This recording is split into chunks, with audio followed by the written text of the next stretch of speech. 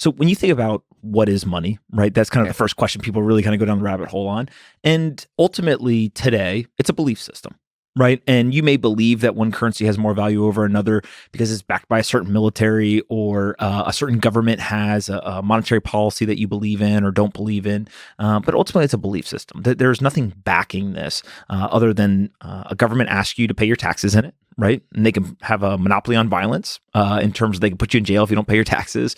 They can go to other countries and they can invade and do all this stuff. It wasn't always like that. Right. It was historically a layer one technology was gold. And so gold was a fantastic store of value. You knew that if you held gold, it wasn't going to be inflated away. It was sound money. It was outside the system and no one could create more of it. And the reason why that's important is because that optimization for store of value served as the bedrock of the entire stack of money for 5,000 years. And so the problem with that, though, again, trade-off between store of value is it was really hard to transact with. Right. If I came in here and you said, hey, I want a couple of ounces of gold and I had a whole bar, I'd have to literally shave off the ounces of gold. It's heavy to carry around. If you said to me, hey, you're in one city, mail it to me, it's really expensive. There's all these issues with it. And so ultimately what people said was, well, let's create a second layer on top of that gold in order to make it easier to transact.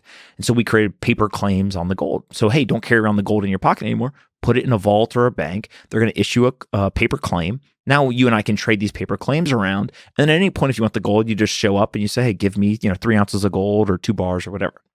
And so that actually made the store of value. It allowed that to be the anchor and kind of the most important part, the security of your purchasing power. But now it became easier to transact. And then eventually we built layers even on top of that. So everything from electronic money, kind of electronic QSIPs, all the way to credit and other systems on top of that gold. 1971 comes around and obviously we depeg from that gold, right? And it was a temporary measure at the time. We ended up not going back to it.